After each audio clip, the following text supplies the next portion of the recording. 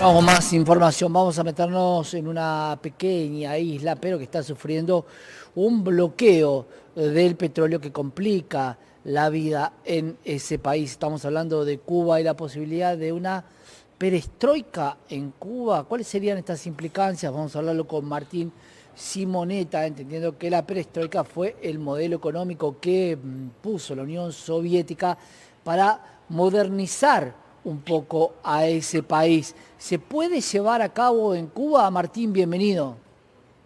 ¿Qué tal, Santiago? ¿Cómo estás vos? Un placer. Muchas gracias. Contame cómo, ¿por qué crees que se podría llevar a cabo ese esquema, entendiendo que Rusia tuvo mucho que ver con Cuba, pero el bloqueo lo está haciendo Estados Unidos al no tener más petróleo de Venezuela, al no recibir petróleo de Irán? Cuba prácticamente queda a merced de sus vecinos cercanos. Bueno, la pregunta de si Cuba empezará a vivir una perestroika es una metáfora, ¿no? Para pensar un poco en la caída, en los momentos de la caída del muro de Berlín, las reformas posteriores. Había dos términos que eran perestroika y glasnost para referirse a la apertura Ujú. por parte de la otrora Unión Soviética, y hoy aparecen muchas preguntas respecto de qué pasa en Cuba, en un mundo, como ya sabemos, convulsionado, absolutamente raro, entre comillas, a partir de lo sucedido en Venezuela, lo que está, una guerra que iba a ser corta, pero se está estirando más de lo previsto en Irán, y Cuba puede ser, desde la perspectiva del presidente Trump, que es el que inició este tipo de acciones, un determinante rápido en Cuba puede ser como un 2-1 con millones de comillas en la mente de un Trump que en materia electoral y en nivel encuestas aparece debilitado en función de las encuestas de inicio de noviembre de los Estados Unidos, ¿no? Ya ha hablado públicamente y se ha referido a qué va a pasar en Cuba, respecto de un takeover, una toma de Cuba o una negociación por parte, de una salida por parte del régimen, que está Raúl Castro detrás, ¿no? Así que este es un poquito el escenario, y aparte creo que hay que entender Cuba en el escenario desde el punto de vista de la política americana y en el escenario geopolítico que ve Trump en el mundo, ¿no? Él hablaba tenía en su visión una Estados Unidos que tuviera influencia desde Groenlandia hasta Tierra de Fuego. Entonces, creo que en este contexto es que debemos entender qué es lo que se espera que pase, y además las alternativas de qué podría pasar, si podría haber reformas y qué perfil de economía podría haber el día después en Cuba, ¿no?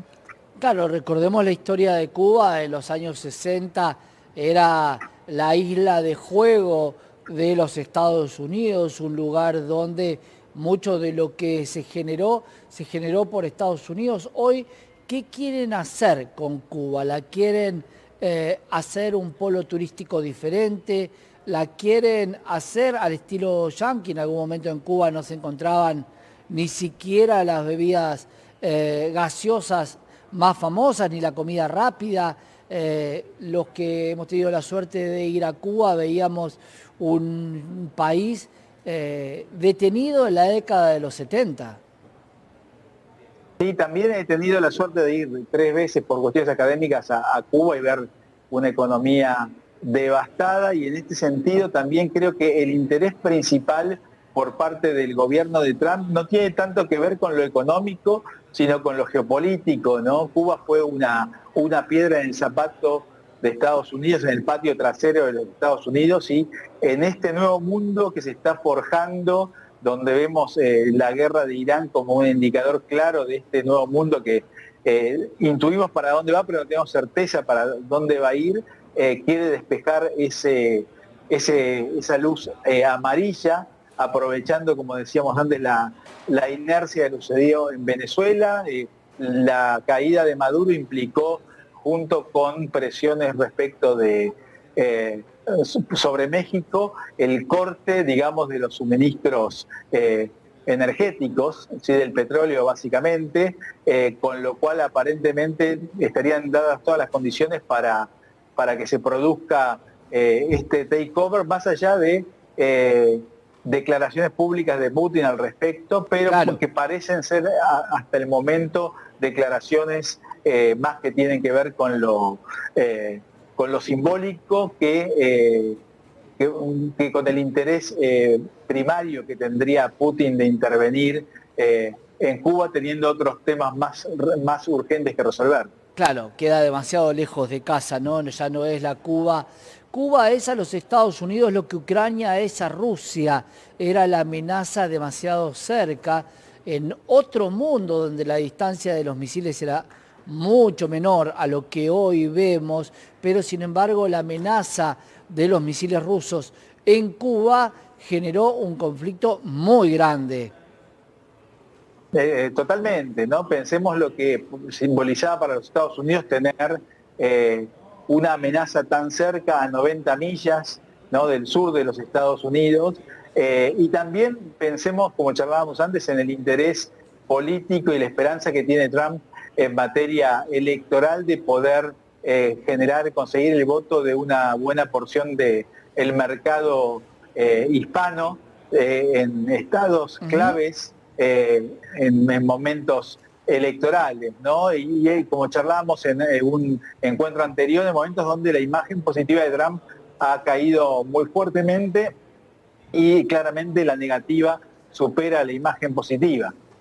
Ahí te pregunto porque, claro, hablamos de una isla que produce ron, tabaco, que tiene una excelencia en lo que es la medicina y que tiene turismo. Con estas tres cuestiones puede subsistir una economía de Cuba sin ningún tipo de apoyo de otro país, porque hoy prácticamente lo que Cuba produce es tabaco, ron y turismo, y un turismo muy diezmado por los Estados Unidos porque no hay posibilidad de viaje. De hecho, a muchas otras personas de otros países, ir a Cuba es un impedimento luego para entrar a Estados Unidos. Bueno, la economía de Cuba hoy en día está devastada desde lo fundamental, digamos, la infraestructura básica, pensando en electricidad, pensando en gas, pensando en comunicaciones, con lo cual uno de los sectores que más va a atraer la inversión sería el vinculado con la infraestructura, más el tradicional turismo, más el sector inmobiliario, ¿no? Si uno veía los precios de los inmuebles que no se podían concretar las operaciones, que eran precios teóricos, son realmente tentadores en un lugar paradisíaco del mundo, y tengamos en cuenta la visión inmobiliaria de negocios de Trump en este sentido, ¿no?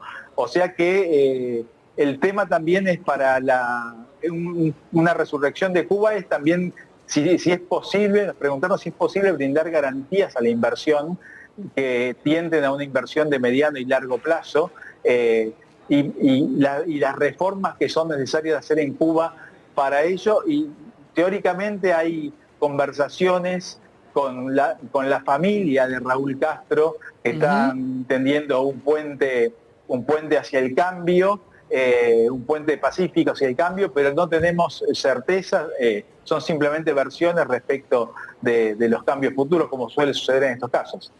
Recordemos que la isla que está al lado justamente, una tiene una división, estamos hablando de Haití, República Dominicana, una dedicada prácticamente al turismo y otra en una economía también de extrema pobreza. ¿Qué modelo va? ¿Quiere ir a un modelo República Dominicana donde todo sea turismo y el derrame del turismo, más allá de la pobreza, las líneas costeras son líneas ricas y todo hacia el centro termina mostrando la pobreza?